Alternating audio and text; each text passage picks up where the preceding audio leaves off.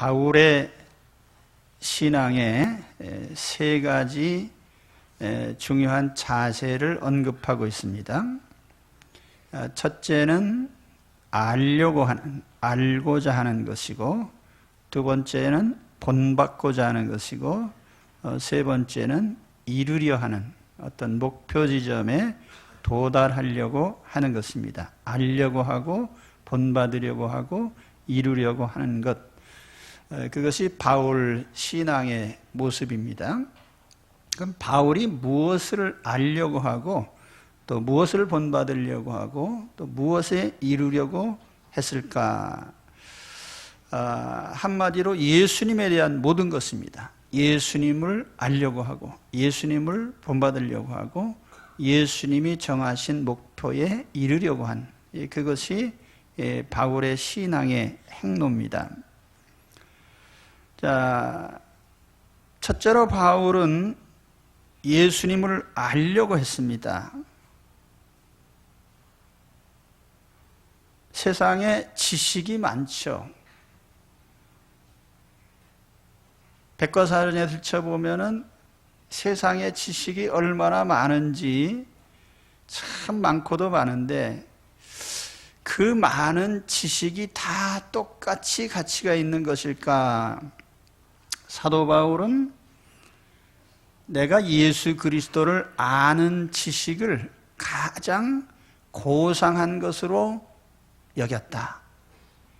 그래서 기왕에 그가 알고 있던 다른 지식들, 또 다른 모든 것은 배설물처럼 버렸다.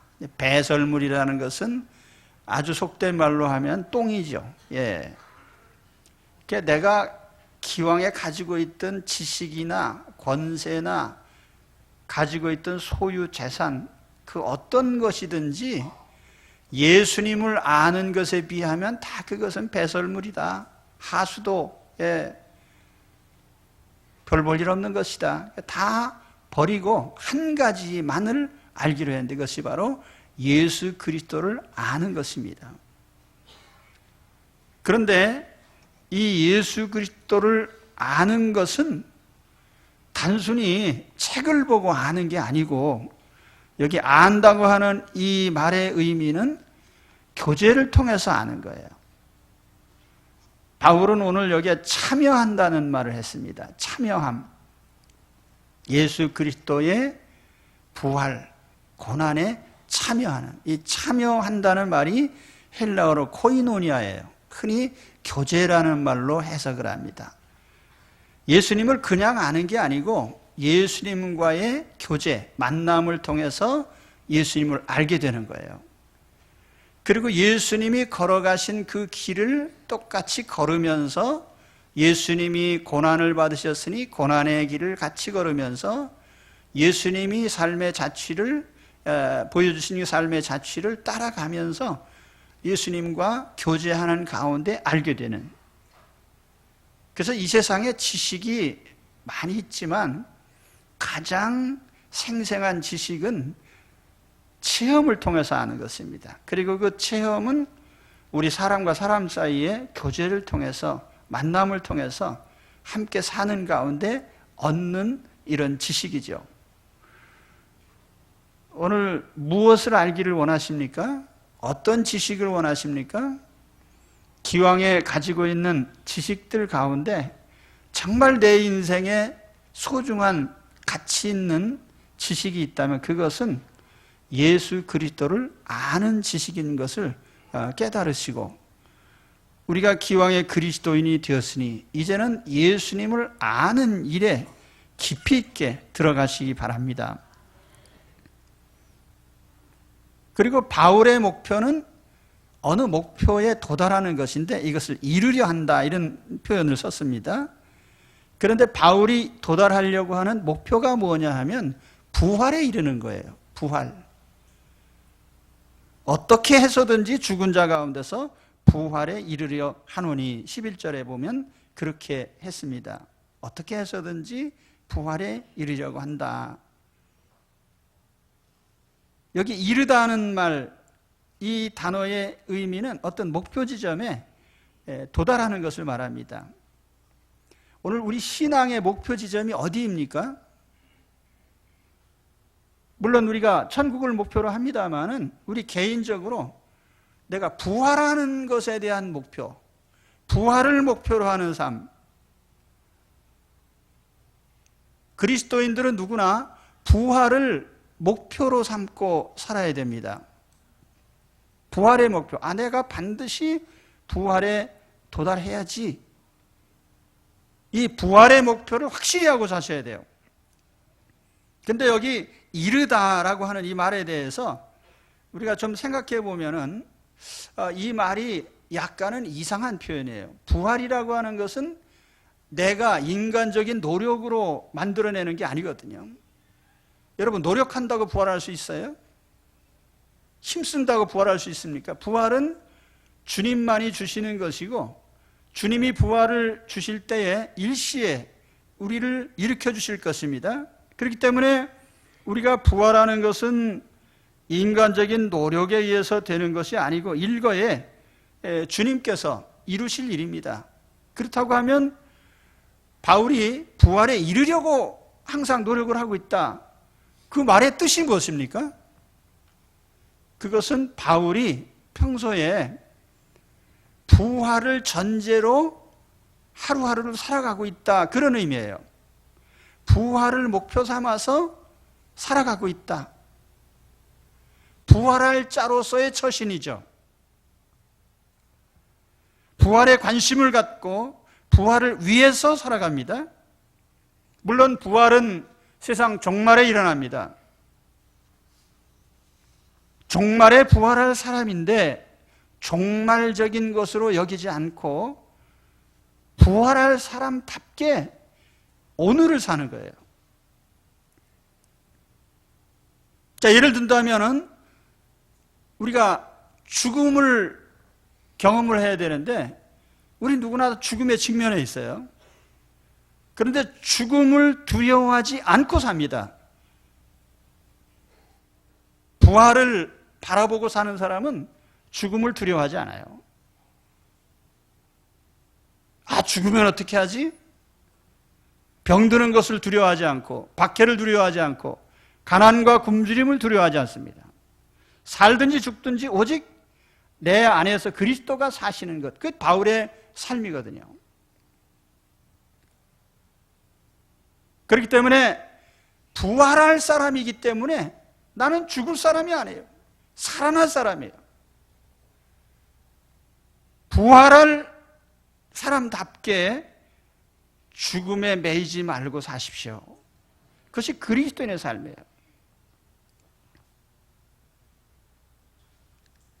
또 우리는 부활할 사람이기 때문에 현세적인 영달에 매이지 않습니다.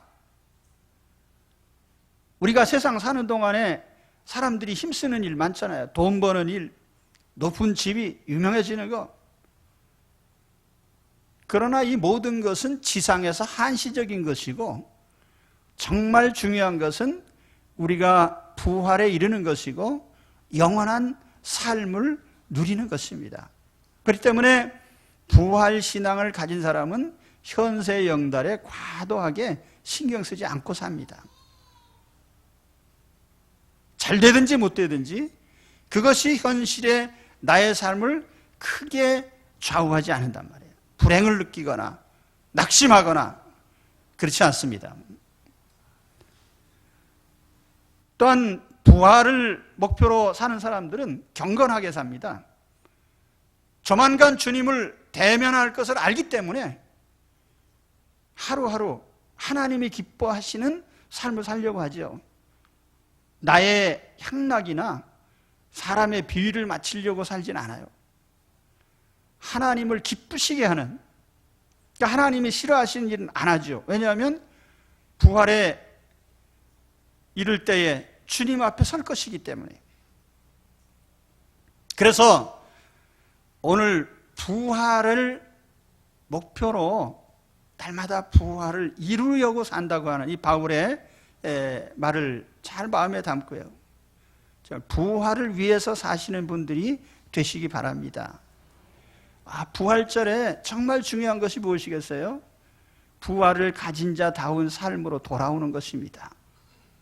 부활 없는 사람처럼 살지 마시고요. 부활을 목표로 삼은 사람처럼 사시기 바랍니다.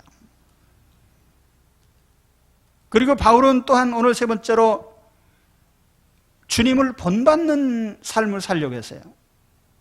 자, 부활에 이르고 주님을 알아가면서, 자, 부활을 이루려고 하면 당연히 주님이 걸어가신 자취를 본받아야 됩니다. 근데 무엇을 본받는다고 그래서 오늘 말씀 보니까 죽으심을 본받아 그랬어요. 죽으심을 본받아. 왜 하필이면 죽음을 본받으라고 했겠습니까? 부활은 죽음을 전제로 하는 거예요. 죽지 않으면 부활이 없죠. 안 죽었는데 무슨 부활이 있어요? 죽어야 부활이 있는 것이지요.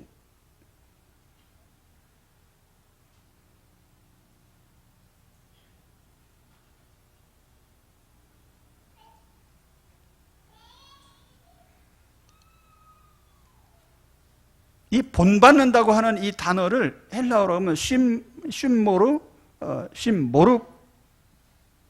푸에노스. 이 발음이 틀려도 뭐 모르시겠지요. 쉼이라고 하는 것은 영어의 그 SYM, 그것이 함께라는 뜻이에요. 모르페라고 하는 단어는 어떤 본질이나 그런 속성을 나타내는 단어입니다. 그래서 이 단어는 쉼모르포스라고 하는 이 단어의 뜻은 모양을 같이 한다는 뜻이에요. 그래서 영어로 번역할 때는 being conformed to his death 이렇게 되어 있습니다. conform이란 말은 폼을 같이 한다는 말이죠. 모양을 같이 한다. 예수님이 죽으셨어요. 그럼 나도 예수님처럼 죽어요. 예수님이 사셨습니다. 나도 예수님처럼 살아나요. 예수님이 고난 받으셨어요. 나도 고난의 길을 똑같이 컨펌, 주님의 모양과 같은 형태로 내가 산다는 말입니다. 예수님의 죽음을 따르려 한다. 부활하려고 하니까 죽어야 될 거 아니에요. 그래서 바울은 주님처럼 죽으려고 했어요. 같은 모양으로. 예수님의 죽음의 두 가지 죽음을 우리가 생각해 볼 수 있습니다. 하나는 육체적인 죽음이죠. 바울은 이때에 빌립보서를 쓸 때에 감옥에 있었습니다. 언제 사형당할지 모르는 그런 처지에 있었어요. 그러니까 날마다 죽음을 예상하고 있었고 그 죽음이 다가오는 그것에 대해서 준비를 하고 있었어요. 아, 나도 죽을 거다. 예수님처럼 죽을 텐데 그래야 나도 부활하겠지. 그래서 부활을 바라보는 동시에 예수님과 같은 죽음을 또 바라보는 거예요. 그래서 죽음을 본받는다는 말을 한 거예요. 죽음이 가까워져 보입니까? 나이가 들으니까 한창 때는 잘 몰랐는데 곁에 가까이 있던 사람들이 자꾸 세상을 떠납니다. 약간 허전한데 장례식에 갔다 와서 또 허전한 마음을 가지면 또 누가 갔다 그러고 제가 여기 30년 목회하는 가운데 계속 저는 보내드리는 역할을 했습니다. 안녕히 가십시오. 안녕히 가십시오.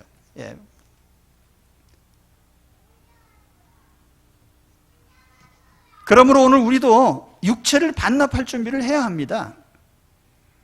육체를 반납하지 않고 어떻게 부활하겠어요? 그리고 오늘 여러분 내 육체 반납 계획서를 2015년 부활절에 집에 가서 만드시기 바랍니다. 내 육체를 어떻게 하나님께 반납할 것인지 반납 계획서를 쓰시기 바랍니다.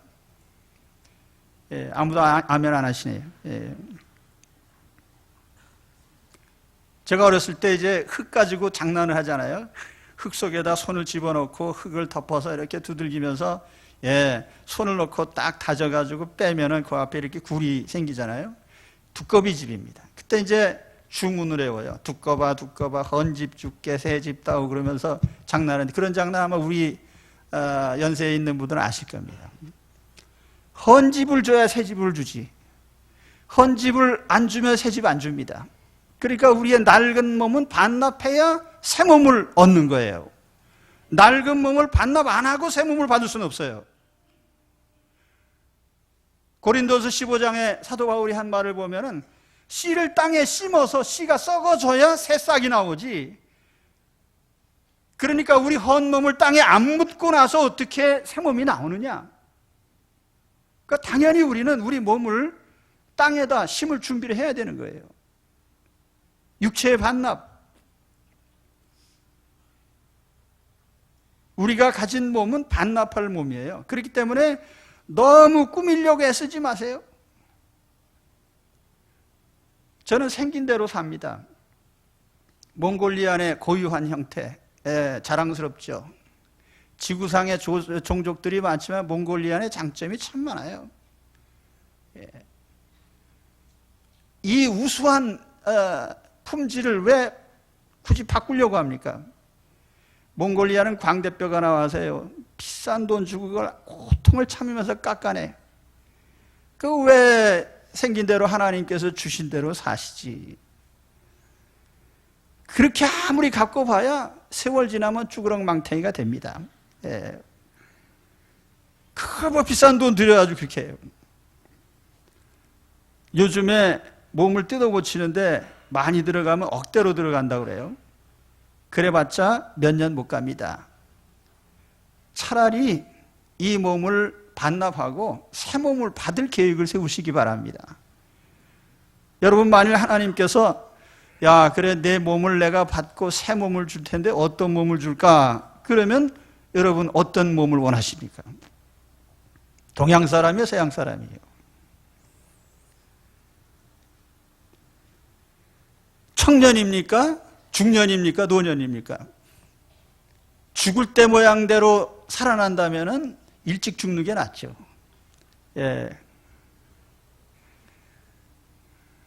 그렇잖아요. 다 쭈글쭈글한 노년이 돼가지고 죽었을 때 그 모습대로 일어나면 안 되잖아요. 걱정할 건 없어요. 하나님께서 가장 아름다운 모습으로 일으켜 주실 것입니다. 왜냐하면 지금 몸이 아니고 고린도전서 15장에 보면은 영광스러운 몸, 썩지 않은 강한 몸, 신령한 몸, 이런 몸으로 다시 일으켜 주시리라 그랬어요. 그 부활할 때의 우리의 몸에 대한 확실한 것이 몇 가지 있는데, 현재의 몸과는 비교할 수 없는 신령하고 가치 있는 몸이다라고 하는 것. 그리고 또 한 가지는 사람을 알아볼 정도의, 이 사람은 누구다 알아볼 정도의 고유함을 지닌 채로 살려주실 겁니다. 주님이 부활시켜 놨는데, 자, 부활한 때 이제 우리가 만났습니다. 부활한 김 집사님, 박 집사님이 만났는데, 이렇게 보니까 당신 누구요? 모양이 달라가지고 몰라보면 안 되잖아요. 근데 알아볼 정도로, 하나님께서 일으켜 주실 것입니다. 아무튼 중요한 것은 우리의 몸이 지금의 몸과는 비교할 수 없는 시공의 제약을 받지 않는 영광의 몸, 초월적인 몸, 신령한 몸으로 다시 살려주실 것입니다. 그러니까 우리가 그 몸을 기대하고 살아야죠. 그러니까 우리가 사는 어느 순간에든지 그래요. 야, 이제 내 몸을 반납해라. 그러면 네, 알았습니다. 그러고 반납할 마음가짐을 갖고 사셔야 돼요. 그게 그리스도인의 삶의 자세입니다. 야, 네 몸을 반납해야지. 아유, 하나님, 1년만 참아주세요. 그게 아니고, 주님이 오라고 하시면 언제나 돌려드릴 수 있기를 바랍니다. 10분의 1만 아멘 하셨어요. 그래도 좀 더 있는 게 낫겠지. 우리는 필연코 이 땅을 떠날 사람들이기 때문에 하나님께서 우리에게 이 부활의 비전을 주신 거예요.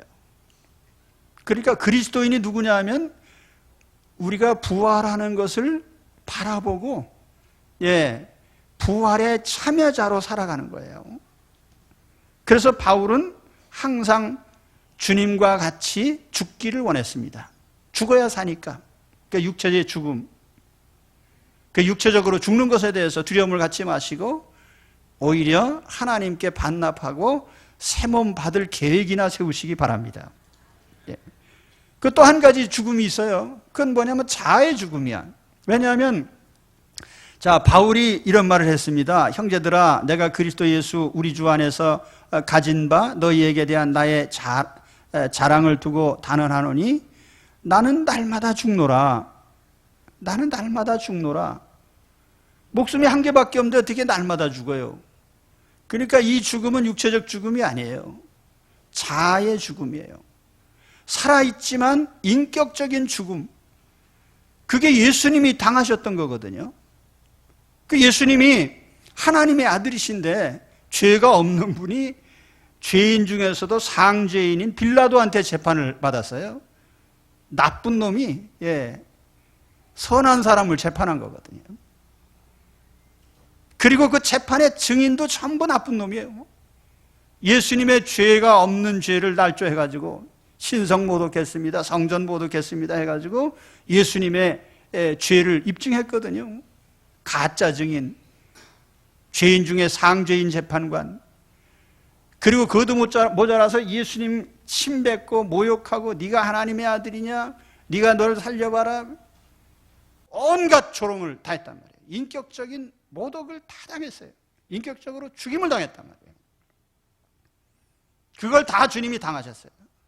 그래서 사도 바울도 주님이 이렇게 하셨으니 나도 그 주님과 같이 죽겠다.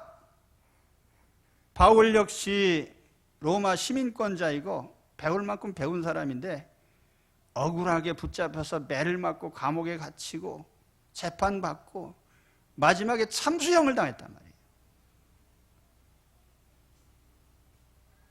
오늘 우리가 당해야 될 죽음이 바로 그런 죽음이에요. 우리가 부활할 사람이기 때문에 부활이 없다면 너무나 억울하죠. 그런 일 당하는 것이. 그러나 부활할 것이기 때문에 그러한 것이 전혀 억울하지 않아요. 주님이 그렇게 하셨으니까. 그래서 주님과 같은 모양으로 죽는다 그랬거든요. 오늘 우리 그리스도인으로 살아가면서 마치 나라는 사람은 없는 것처럼 내가 인격적으로 죽임을 당해도 주님과 함께 당할 수 있기를 바랍니다. 제가 힘든 것을 요구했습니까? 그래요. 설교 때마다 항상 제가 느끼는 겁니다. 좀 쉬운 말씀을 하시지. 실천하기도 쉽고 따르기도 쉬운. 그러나 사실 거기에는 생명이 없습니다. 예수 믿는 아무 의미가 없는 거예요. 여러분, 만일 우리가 예수 믿어서 세상에서 돈 잘 벌고 호의호식하고 혹은 세상에서 높아지고 이런 세상적인 것이 예수 믿는 목표라고 한다면 그건 세상에도 다 있어요. 세상에 없는 우리만이 가진 생명이 무엇입니까? 예수 그리스도를 통해서 우리가 얻은 영생, 예수님이 부활하신 부활에 참여하는 영광의 부활, 이 특권이 우리에게 있습니다. 그런데 이러한 특권은 우리가 세상 사람들이 걸어가는 쉬운 길에서 얻을 수 있는 게 아니에요. 그렇기 때문에 우리 그리스도인들은 항상 주님이 걸어가신 그 힘든 길을 걸어가면서 가치 있는 주님의 생명과 부활을 얻는 것입니다. 오늘 부활에 참여한 여러분, 사도 바울처럼 우리도 주님과 같은 모양으로 죽음을 본받기를 바랍니다. 그러니까 죽는 거 두려워하지 말아요. 육체 죽음? 때 되면 반납하지 하는 생각으로 사시면 돼요. 또 인격적인 죽음? 주님도 그런 죽음을 당하셔서 그래서 주님이 영광스러운 하늘과 땅의 모든 것이 다, 모든 존재가 예수님 발 아래 무릎 꿇는 그런 권세 있는 지위를 주신 것입니다. 오늘 우리도 동일한 주님의 죽음과 고난의 참여자들이 되시기를 바랍니다. 그래서 영광스러운 부활에 이르게 되기를 바랍니다. 우리가 하루하루 사는 동안 부활을 가진 자다운 삶, 이게 얼마나 자신만만하고 능력 있고 생명력 있는 삶입니까? 부활을 가진 자로서의 삶. 근데 그리스도인들이 질이 멸렬되고 낙심하고 어깨가 축 처지고 소망 없이 절망하는 것은 부활을 바라보지 않기 때문이에요. 우리의 최대의 생명은 부활인데 이 부활을 바라보지 않는다면 우리는 결코 이런 힘있고 생명력 있는 삶을 살 수 없을 것입니다. 그러므로 오늘부터 부활을 바라보면서 사시는 영광스러운 분들이 되시기를 우리 주의 이름으로 축원합니다. 기도하겠습니다.